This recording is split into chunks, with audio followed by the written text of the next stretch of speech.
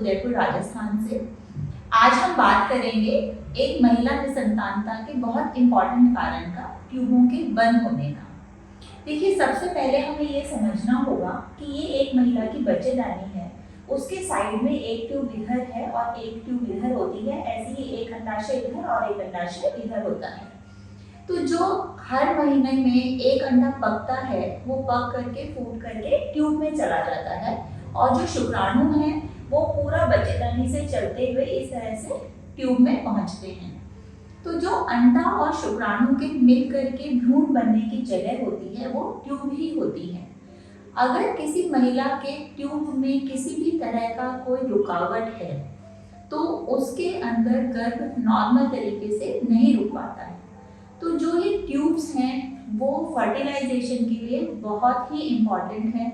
इसके अलावा एक महिला के शरीर में फर्टिलाइजेशन का काम कहीं पर भी और नहीं हो सकता है। तो ये जो एक महिला की ट्यूब्स होती हैं, देखिए, जन्म से किसी भी महिला की ट्यूब खराब नहीं होती हैं। हाँ, कुछ ऐसे बनावट के डिफेक्ट्स जरूर हो सकते हैं ट्यूब्स में कि जन्म से ही वो ठीक से नहीं बनी है, या गर्भाशय की कोई जो मालफॉर्मेशंस होती हैं।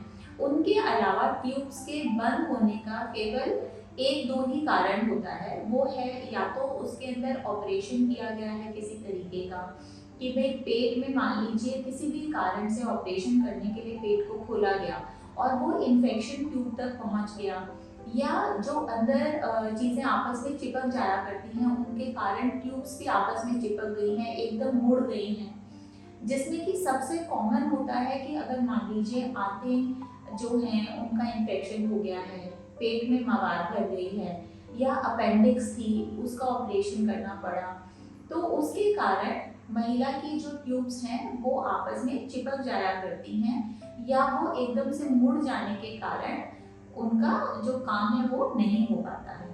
और दूसरा और सबसे जो महत्वपूर्ण कारण है वो है इन्फेक्शन। देखिए, कभी भी अगर किसी को गर्भ ठहरता है और वो डीएनसी कराते हैं, तो डीएनसी के अंदर क्या करना पड़ता है कि गर्भाशय के अंदर औजारों को लेकर के जाना पड़ता है। और अगर हल्का सा भी कोई भी अगर स्टरलाइजेशन में प्रॉब्लम हो जाए तो जो गर्भाशय के अंदर औजार जाते हैं वो सीधा जाकर के ट्यूब्स के अंदर इन्फेक्शंस को फैला देते हैं और ट्यूब्स ब्लॉक हो जाती हैं। या अगर मान लीजिए किसी और कारण से भी आपको गर्भ के अंदर इन्फेक्शन हो गया, जिसको हम पीआईडी का इन्फेक्शन भी बोलते हैं, पेल्विक इन्फ्लेमेटरी डिजीज। दो लोगों को शादी के बाद जब वो पहली बार साथ में रहते हैं, अलग अलग चीज़ें एक दूसरे के साथ शेयर होती हैं, तो उसके कारण जब वो इंटरकोर्स होता है उसमें भी इन्फेक्शन हो सकता है। तो बहुत सारे और ऐसे चीज़ें जो पति से पत्नी के अंदर ट्रांसमिट हो जाते हैं इन्फेक्शंस, वो इन्फेक्शंस यानी बच्चेदानी से होते हुए ट्यूब तक जा सकते हैं, जिसके के कारण ट्यूब्स खराब हो जाती हैं या ब्लॉक हो जाती हैं। और हिंदुस्तान जैसी जगह में एक ऐसा इन्फेक्शन जिसको हमें कभी भी नहीं भूलना चाहिए वो है टीबी का इन्फेक्शन। तो जो टीबी है वो कई तरह की टीबी होती है। लोग सोचते हैं कि केवल जो फेफड़े की टीबी है वही टीबी होती है। नहीं, टीबी किसी भी हिस्से को इफेक्ट कर सकती है। वो या तो फेफड़े की हो सकती है, हड्डियों की हो सकती है, आंतों की हो सकती है, या बच्चेदानी की और ट्यूब्स की हो सकती है। तो जिसको हम जेनाइटल ट्यूबरकुलोसिस कहते हैं, उसके अंदर सबसे ज़्यादा जो कॉमन इन्फेक्शन होता है वो ट्यूब्स का होता है। तो देखिए, ट्यूब्स जो हैं वो लगभग 10 सेंटीमीटर लंबी चीज़ होती है। अब इस ट्यूब के अंदर अंडा जो है वो अंडाशय से निकल करके अंदर जाता है, शुक्राणु इधर से चल करके इधर आता है, जो बच्चा बनता है वो फिर चल करके वापस गर्भ में बच्चेदानी में जाता है। तो ये जो ट्यूब के अंदर चलने का काम हो रहा है वो किसके आधार पर होता है? ट्यूब्स के अंदर बहुत महीन महीन रेशे होते हैं जिनको हम सीलिया बोलते हैं। इन सीलियरी मूवमेंट्स के कारण, इनके आगे पीछे होने के कारण ही अंडा शुक्राणु की या भ्रूण की जो मूवमेंट है, जो गति है वो हो पाती है। तो कोई भी इन्फेक्शन हो, और खास करके जो टीबी का इन्फेक्शन होता है उसके अंदर ट्यूब्स का ब्लॉक हो जाना ही सबसे ज़्यादा कॉमन होता है। अदरवाइज जो ये सीलिया होते हैं ये पूरी तरह से नष्ट हो जाते हैं। ट्यूब खुली भी होती हैं, उसके बाद भी उनका काम ठीक से वो नहीं कर पाती हैं। तो ये जो एक सबसे कॉमन इन्फेक्शन अपनी इंडिया में पाया जाता है टीबी का, वो हो सकता है कि शरीर के किसी और हिस्से में हुई हो और खून से जो टीबी के कीटाणु हैं वो आकर के बच्चेदानी के अंदर या ट्यूब के अंदर आ गए हैं। तो ऐसी कंडीशन में वो ट्यूब्स को भी खराब कर सकते हैं।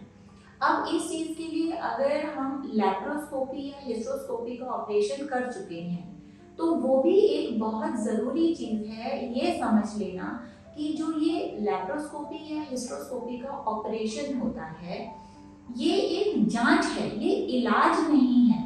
अगर हमारे ट्यूब्स ब्लॉक हो चुकी हैं या टीबी से ग्रसित हैं और हमने लैप्रोस्कोपी करा ली और उस लैप्रोस्कोपी में ये आता है कि ये ट्यूब्स बंद हैं, तो उस लैप्रोस्कोपी से हमें केवल ये मालूम पड़ गया है कि अगर ट्यूब्स बंद हैं तो अपना नॉर्मल प्रेगनेंसी होने का चांस लगभग खत्म हो चुका है।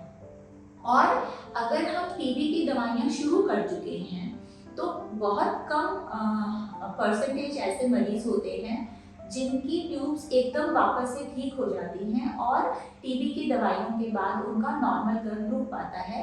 बनस्पत के नॉर्मल गर्भ रुकने के ऐसे मरीजों को एक कॉम्प्लिकेशन होने की भी बहुत संभावना रहती है कि जो गर्भ ट्यूब में ठहरा था वो ट्यूब में ही जम जाता है और वहाँ पे वो 1-1.5 महीने तक तो बड़ा होता है, परंतु ट्यूब बहुत पतली होने के कारण वो खिंचती जाती है और आखिरकार जाकर के 1.5 महीने के बाद वो ट्यूब फट जाती है और उसको हम एक्टोपिक प्रेगनेंसी कहते हैं, जो एक मेडिकल इमरजेंसी होती है जिसके के कारण माँ की जान को खतरा भी हो सकता है अगर हम इमीडिएटली उसका ट्रीटमेंट ना करें तो ये जो ट्यूब्स हैं उनके बारे में उनका फंक्शन समझने के लिए, और अगर आपकी ट्यूबें बंद हैं, आपने लैप्रोस्कोपी करा ली है, तो ये बात अपने डॉक्टर से डिस्कस ज़रूर करें कि क्या मुझे नॉर्मल प्रेगनेंसी के लिए वेट करना चाहिए या मुझे आगे एडवांस टेस्ट करवाने हैं या आगे अपना इलाज के लिए क्या करना चाहिए।